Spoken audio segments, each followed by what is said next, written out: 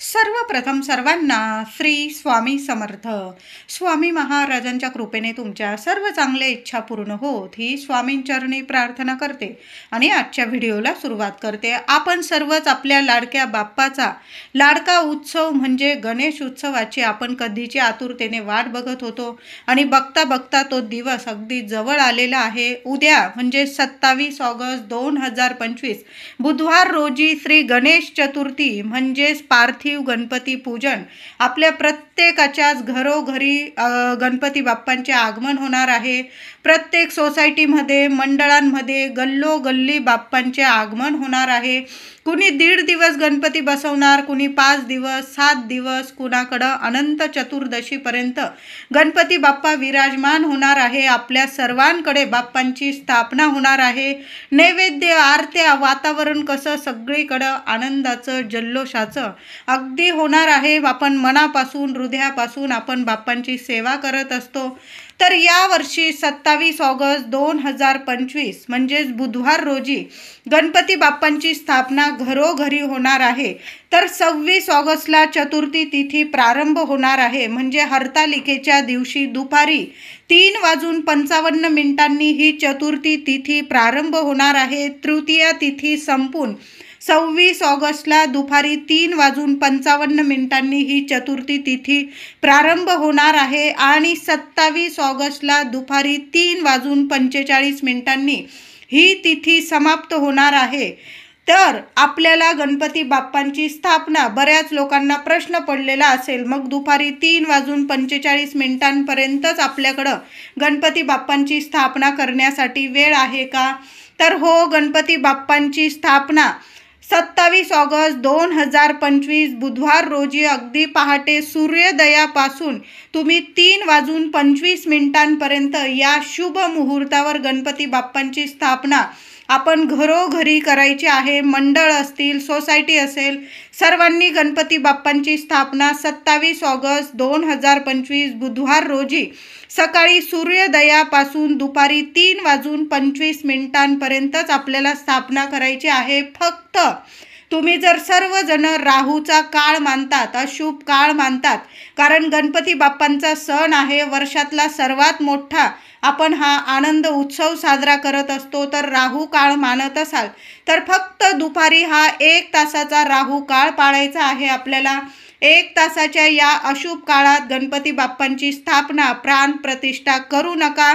तुम्ही जर मानत असाल तर म्हणते, नाही तर सूर्योदयापासून दुपारी 3:25 संपूर्ण दिवस दुपारपर्यंत शुभच आहे. फक्त दुपारी 12 ते 1 हा अशुभ काळ असणार आहे, राहूचा काळ असणार आहे. तुम्ही जर राहू काळ मानतात तर एवढा 1 तास सोडून द्यायचा आहे.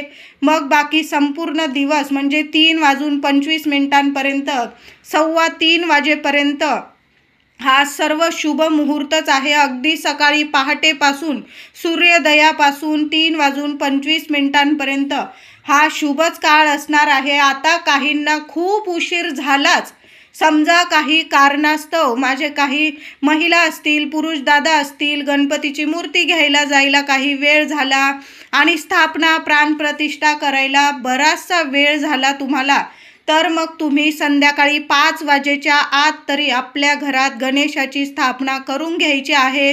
तर जरी पंचमी तिथी आपल्याला प्रारंभ होणार आहे 3:45 27 ऑगस्टला 3:45 पंचमी तिथी प्रारंभ होणार आहे, तरी पण सूर्योदयानुसार तिथी ही संपूर्ण दिवस मानली जाते. म्हणजे सूर्य मावळण्याच्या आधी तरी आपल्या घरात गणपती बाप्पांची प्राण प्रतिष्ठा नक्कीच करून घ्या.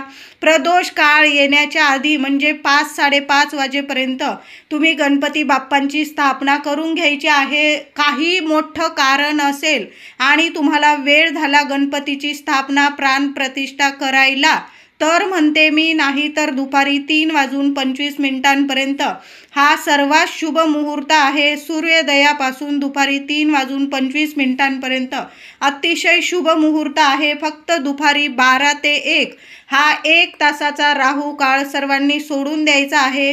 या काळात या वेळात पूजा म्हणजे प्राणप्रतिष्ठा स्थापना गणपती बाप्पांची करू नका. तर सर्वांना कळालं असेल की कोणत्या शुभ मुहूर्तावर आपल्याला 27 तारखेला गणपती बाप्पांची स्थापना करायची आहे। मनापासून हृदयापासून आपण सर्वच जणांनी बाप्पांची सेवा करायची आहे। या 10-11 दिवसात अगदी आपल्या दिवस रात्र आपल्याला गणपती बाप्पांची सेवा करायची आहे। घरात गणपती बाप्पांचं अथर्व शीर्ष महिलांनी दादांनी रोज 11 वेळा तरी नक्की पठण करा। अनुभव नाही आला तर मला बोला तुम्ही। गणपती बाप्पांची सर्वात प्रिय सेवा म्हणजे अथर्व शीर्षाची सेवा आहे, सर्वांनी करा। आपल्या लेकरांकडून सुद्धा बोलून घ्या, तोडकी मोडकी सेवा सुद्धा, अगदी बोबडे बोलतील मुलं त्यांची सुद्धा सेवा बाप्पांना खूप प्रिय आहे। बाप्पांना अथर्व शीर्षाची सेवा खूप प्रिय आहे। या 10-11 दिवसात तरी आपल्याकडून वर्षभर नाही वेळ भेटत ना काही सेवा वगैरे करायला, तर मग अनंत चतुर्दशीपर्यंत म्हणजे श्री गणेश चतुर्थी ते अनंत चतुर्दशीपर्यंत या 10-11 दिवसात बाप्पांची अथर्व शीर्षाची सेवा महिलांनो दादांनो जरूर करा। नाही तुम्हाला एवढं जमलं किमान 1 वेळा तरी नक्की पठण करा। फलश्रुतीसह 1 वेळा जरी पठण केलं ना सहकुटुंब सहपरिवार सकाळी करा संध्याकाळी करा, पण 1 वेळा तरी दोन्ही वेळेला आरती सुद्धा करायची आहे। कापूर आरती गणपती बाप्पाला खूप प्रिय आहे। आपण सर्वच जण गणपती बाप्पांची अगदी टाळ वगैरे वाजवून आरती करत असतो, तर कापूर आरती जरूर करा आणि अथर्व शीर्षाची सेवा अवश्य करायची आहे। गणपती स्तोत्राची सेवा करा, संकटनाशन गणपती स्तोत्र किमान 1 वेळा तरी नक्की पठण करा। झालंच तुमच्याकडून तर तुपाचा दिवा अगरबत्ती लावून बाप्पासमोर आसन घेऊन बसा। नित्य नियम बनवून घ्या। 10-11 दिवसात बाप्पांची ही सेवा झालीच पाहिजे। जरी तुमचा गणपती बाप्पा 1.5 दिवसानंतर विसर्जन झाला, 5 दिवसांचा गणपती बाप्पा बसवलेला असेल विसर्जन झाला 7 दिवसांचा, तरी पण अनंत चतुर्दशीपर्यंत आपल्या देवघरात गणपती बाप्पांची मूर्ती असतेच। गणपती बाप्पांसमोर बसायचा आहे, तुपाचा दिवा लावा अगरबत्ती लावा। कितीही कठीण काळ असू द्या, तुमच्यावर समस्या असू द्या संकट असू द्या, अनंत चतुर्दशीच्या आत तुमचे सर्व संकट निवारण नक्कीच करेल गणपती बाप्पा। म्हणून अथर्व शीर्षाची सेवा करा, गणपती स्तोत्राची सेवा करा आणि ओम गणपती नमः 1 माळ रोज नक्की घ्या। महिलांनो दादांनो ही सेवा गणपती बाप्पाला खूप प्रिय आहे। सेवेला अजिबात चुकू नका। मुलांकडून सुद्धा सेवा करून घ्या। रोज गणपती बाप्पाला 21 दुर्वांची 1 जुडी म्हणजे प्रत्येकाने घरात तुम्ही 4 लोक असाल 5 असाल जास्त असाल प्रत्येकाने आपल्या आपल्या दुर्वा निवडा आणि गणपती बाप्पाला ती दुर्वांची जुडी धुवून वगैरे महिलांनी दादांनी हळदी कुंकू पायाशी अर्पण करायचं। गणपतीच्या उजव्या हातात जुडी घ्यायची, गणपती बाप्पांना हळदी कुंकू लावा, स्वतःच्या कपाळी लावा, दुर्वांच्या जुडीला सुद्धा देठाला हळदी कुंकू लावावं, मनातील इच्छा बोलावी आणि 11 दिवस गणपती बाप्पाला न चुकता 21 दुर्वांची जुडी न चुकता महिलांनो दादांनो जरूर अर्पण करा। बघा 11 दिवसांच्या आत तुमच्या सर्व इच्छा पूर्ण नक्कीच करेल गणपती बाप्पा।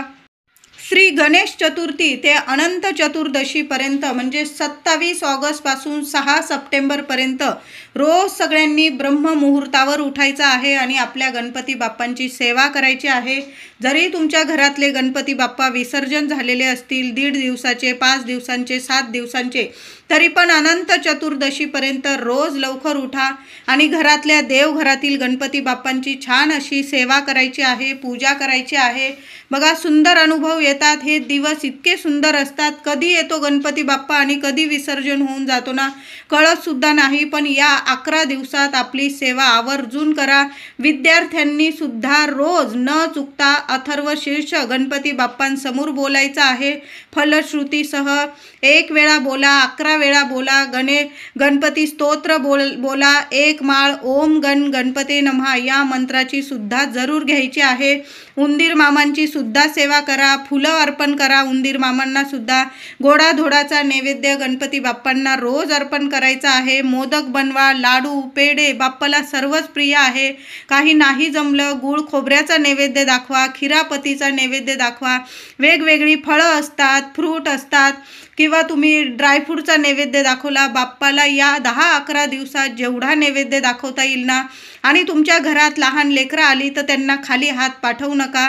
त्यांना काहीतरी गोडाचा नैवेद्य म्हणजे मोदक, लाडू किंवा पेढे याचा नैवेद्य देऊनच अगदी आनंदाने आपल्या घरातून लहान लेकरांना पाठवणी करायची आहे. तर आता उद्या गणपती बाप्पांची स्थापना झाली की ऋषी पंचमीच्या दिवशी काही जणांचे म्हणजे 1.5 दिवस ज्यांनी गणपती बाप्पांची घरात स्थापना केलेली आहे, 1.5 दिवसांचे गणपती बाप्पा ऋषी पंचमीच्या दिवशी दुपारी नंतर विसर्जन होतात. तर विसर्जनाच्या दिवशी तुम्ही 1.5 दिवसाचा गणपती बाप्पा विसर्जन करा, 5 दिवसांचा, 7 दिवसांचा किंवा अनंत चतुर्दशीच्या दिवशी प्रत्येकाने गणपती बाप्पांना विसर्जन करताना बाप्पाजवळ गोड भात अर्पण करायचा आहे. विसर्जन करताना गणपती बाप्पांना गोड भात आपल्याला थोडासा भात शिजवून घ्यायचा आहे, मऊसूद भात शिजवायचा आहे आणि भात थोडासा थंड करून घ्यायचा आहे. त्यावर दही टाका किंवा थोडंसं दूध टाका, थोडीशी साखर टाकायची आहे. एखाद्या बाऊलमध्ये किंवा पत्रावळीमध्ये भात घ्यायचा आहे. बाप्पांच्या चरणी आधी गणपती बाप्पांची छान अशी विधिवत पूजा करायची आहे. विसर्जनाच्या वेळी आपण जशी पूजा करतो विसर्जनाच्या वेळी तशी पूजा करायची आहे. तुमच्याकडं ब्राह्मण बुवा येत असतील, ते तुम्हाला सर्व काही सांगतच असतील कशी पूजा करायची विसर्जनाची, ती पूजा करायची. आणि महिलांनी आवर्जून आपल्या गणपती बाप्पांच्या चरणी गोड भाताचा नैवेद्य जरूर अर्पण करायचा आहे. त्याच्याशिवाय गणपती बाप्पा म्हणजे आपल्या गणपती बाप्पाला, आपल्या लाडक्या बाप्पाला आपण स्थापना करतो, प्राणप्रतिष्ठा करतो, तर तसंच खाली हात धाडू नका. गणपती बाप्पाला गोड भाताचा नैवेद्य जरूर अर्पण करा आणि मग गणपती बाप्पांचं विसर्जन करायचं आहे. कितीही त्रासात असाल, संकटात असाल, बाप्पा विसर्जन होण्याच्या आत तुमच्या सर्व संकटांवर मार्ग नक्कीच काढून देईल आणि मगच विसर्जन होईल बाप्पा. सर्वांनाच गणपती बाप्पांची कहाणी माहीतच असेल. जेव्हा कुबेर महाराज बाप्पांना आपल्या महालात भोजनासाठी घेऊन जातात तेव्हा कुबेर महाराजांच्या महालातील सर्व अन्न गणपती बाप्पा खाऊन टाकतात. तेव्हा माता गौरी गणपती बाप्पाला गोड भात देते. तेव्हा गणपती बाप्पांची भूक भागते, शांत होते. म्हणजे जेव्हा बाप्पा आपल्या घरात स्थापन होतात तेव्हा आपण बाप्पांना वेगवेगळी मिठाई, मोदक, लाडू सर्व पदार्थांचा नैवेद्य दाखवतो. पण जी व्यक्ती विसर्जनाच्या वेळी बाप्पांना गोड भातांचा नैवेद्य दाखवून बाप्पा विसर्जन करतात, तो नैवेद्य विसर्जनाच्या वेळी बाप्पांसोबत पाटावर जरूर द्या. बाप्पांजवळ गुपचूप ठेवून द्या महिलांनो. त्या व्यक्तीवर बाप्पा खूप प्रसन्न होतात आणि त्यांच्या सर्व इच्छा पूर्ण करतात. तुमच्या सुद्धा गणपती बाप्पा सर्व इच्छा पूर्ण करेल. म्हणून गणपती बाप्पांचे विसर्जन करते वेळी बाप्पांना गोड भाताचा नैवेद्य महिलांनो आवर्जून द्यायचा आहे आणि मगच बाप्पांचं विसर्जन करायचं आहे. असे शास्त्रात म्हटले आहे की बाप्पांना गौरी मातेकडे पोहोचायला थोडासा वेळ झाला तर बाप्पा आपण दिलेला गोड भाताचा नैवेद्य ग्रहण करतात आणि मग गौरी मातेकडे जात असतात. बाप्पांना भूक कधीच सहन होत नाही. गौरी मातेच्या लाडक्या बाळाला आपण आपल्या घरात स्थापना करतो, प्रार्थना, पूजा करतो. 10-11 दिवसात आपल्यावरील संकटे, दुःख, दारिद्र्य दूर करण्याची आपण प्रार्थना करतो. बाप्पासुद्धा आपल्याला 4ही हातांनी भरभरून देतात. आपल्यावरील, आपल्या घरावरील सर्व विघ्न दूर करतात आणि आनंद, सुख, शांती, समृद्धी, ऐश्वर्य, समाधान, आरोग्य, ऐश्वर्य बाप्पांच्या कृपेने आपल्याला सर्व काही प्राप्त होतं. बाप्पा या 10-11 दिवसात प्रत्येक भक्तांची मनोकामना नक्कीच पूर्ण करतात. कुणालाच खाली हात ठेवत नाही बाप्पा. मग गणपती बाप्पांचे विसर्जन करताना बाप्पांना खाली हात पाठवू नका. गोड भात ज्यांना म्हणजे गोड भाताचा नैवेद्य बाप्पांबरोबर जरूर द्या. त्याचबरोबर महिलांनो, बाप्पांच्या कानात सुद्धा तुमच्या घरात गणपती बाप्पांची स्थापना होणार उद्या आणि जेव्हा गणपती बाप्पांचं विसर्जन होणार आहे, बाप्पांच्या उजव्या कानात तुम्हाला तुमची मनातील इच्छा बोलायची आहे. मुख्य स्त्रीने, घरातील मुख्य स्त्रीने हे 2 शब्द गणपती बाप्पांच्या कानात, उजव्या कानात जरूर बोला. हे गौरीपुत्र श्री गणेशा, ओम नमः शिवाय. बस आणि तुमची इच्छा बोलायची आहे. कळालं असेल, हे गौरीपुत्र श्री गणेशा, ओम नमः शिवाय. हे 2 शब्द बोला, तुमची इच्छा बोला. तुमच्याविषयी, तुमच्या पतीविषयी, तुमच्या लेकरा बाळांविषयी जी तुमची इच्छा असेल ती बाप्पांना कानात सांगायची आहे आणि हे 2 शब्द जरूर बोलायचे आहे. मग बघा, लेकरा बाळांचे नक्कीच संकट विघ्न दूर करतील गणपती बाप्पा. तुमच्या लेकरा बाळांना प्रत्येक कामात यश मिळवून देतील, अभ्यासात प्रगती होईल, नोकरीत वगैरे यश प्राप्त होईल. तुमच्या घरात अखंड लक्ष्मी नांदेल. म्हणून प्रत्येक घरातील मुख्य स्त्रीने आपल्या गणपतीच्या उजव्या कानात हे गौरीपुत्र श्री गणेशा, ओम नमः शिवाय, नाहीतर शिवपुत्राय श्री गणेशा, गौरीपुत्र श्री गणेशा हे 2 शब्द जरूर बोला. आणि तुमची इच्छा गणपती बाप्पांच्या कानात सांगायची आहे, उजव्या कानात सांगायची आहे. जी व्यक्ती गणपती बाप्पांच्या उजव्या कानात गौरीपुत्र, शिवपुत्र, मातापितांचे नाव घेऊन बाप्पांना प्रार्थना करते, त्यांची बाप्पा नक्कीच हाक ऐकतात आणि त्यांना खाली हात ठेवत नाही. त्यांची झोळी भरभरून देतात, त्यांना काही मागायलाच उरत नाही. लेकरा बाळांचं कल्याण करतात, संपूर्ण कुटुंबाचं कल्याण करतात आणि मगच विसर्जन होतात. आपल्या सर्व इच्छा मनोकामना पूर्ण करण्याचाच हा उत्सव आहे. गणपती बाप्पांची भरभरून सेवा करा. गणपती बाप्पांना रोज दुर्वा अर्पण करा. गणपती बाप्पांना रोज जास्वंदाची फुलं अर्पण करा. जो नैवेद्य करता येईल महिलांनो, या 10-11 दिवसात बाकी काही करू नका. आपल्या गणपती बाप्पांची जेवढी सेवा होईल ना, साध्या सोप्या पद्धतीने, कोणी काय म्हणतंय, एवढं यांनी केलंय, तेवढं त्यांनी केलंय, याकडं बघू नका. आपण साध्या भोळ्या मनाने आपल्या बाप्पासाठी आपल्याला जेवढं करता येईल ना, तेवढं नक्कीच करण्याचा प्रयत्न करा. स्वतःच्या हाताने दुर्वा निवडा. मुलांकडून सुद्धा या 11 दिवसात नक्कीच सेवा करून घ्यायची आहे. अथर्व शीर्षाची सेवा, गणपती स्तोत्राची सेवा आणि ओम गण गणपते या मंत्राची सेवा आवर्जून सर्वांनी करा. बघा, सर्व विघ्न संकट येत्या 11 दिवसात नाही दूर झाले तर बघा, तर 27 तारखेला सकाळी सूर्योदयापासून दुपारी 3:25 सर्वांनी गणपती बाप्पाची आनंदाने प्राणप्रतिष्ठा घरात स्थापना करायची आहे.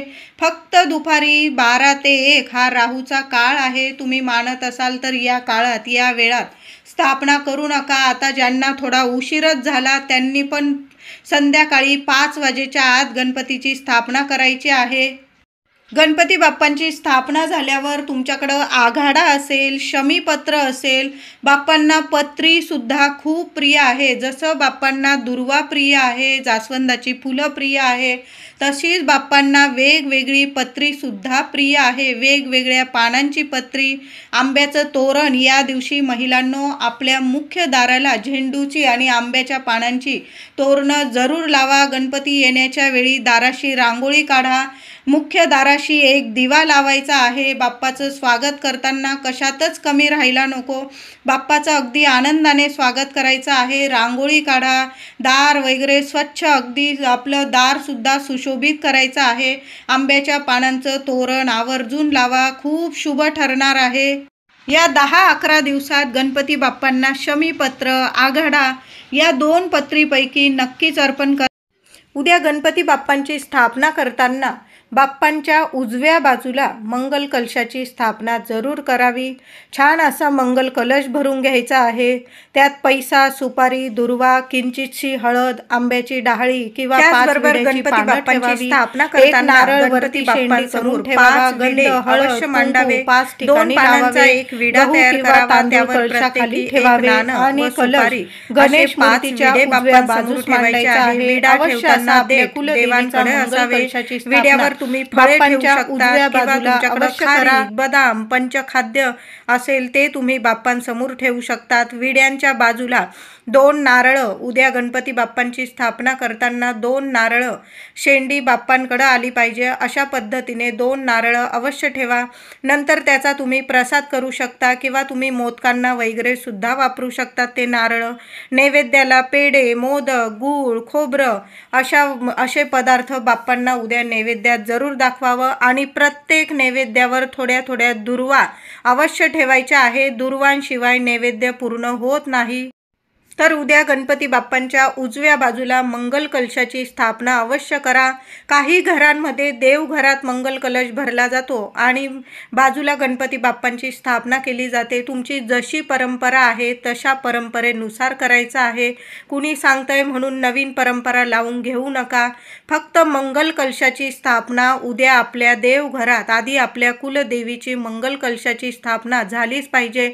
गणपती बाप्पांच्या बाजूला मंगल कलश भरत असाल तर गणपती बाप्पांच्या उजव्या बाजूला मंगल कलशाची स्थापना करायची आहे। म्हणजे आपण जेव्हा गणपती बाप्पांची पूजा करतो आहे आपल्या डाव्या बाजूला मंगल कलश आला पाहिजे आणि विराजमान झाल्यावर बाप्पांच्या उजव्या बाजूला मंगल कलश आला पाहिजे। कळालं असेल सर्वांना। साध्या सोप्या पद्धतीने बाप्पांची स्थापना करा आणि मंगल कलश सुद्धा अवश्य भरायचा आहे। व्हिडिओ आवडला असेल लाईक करा, शेअर करा, चॅनलला कृपया सबस्क्राईब करा। धन्यवाद।